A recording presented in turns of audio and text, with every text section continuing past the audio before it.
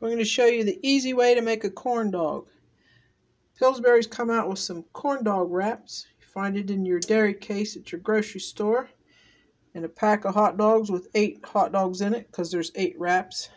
All you do is open it up, and it's in little squares.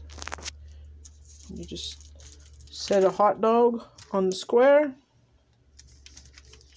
wrap it around the hot dog, put it on cookie sheet with parchment paper, just like that. Set your oven to 375 for 20 minutes. When they come out, they're nice and fluffy and not deep fried, so you don't have all that grease. And it's kind of like corn dog and a bun mixed together, the dough is.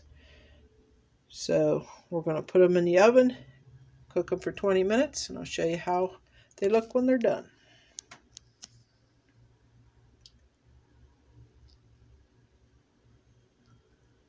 Corn dogs were in for 20 minutes. They're all done, nice and golden brown.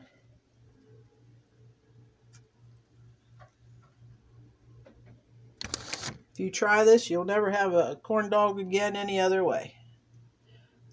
Hope you like the video and like and subscribe to my channel. Till next time.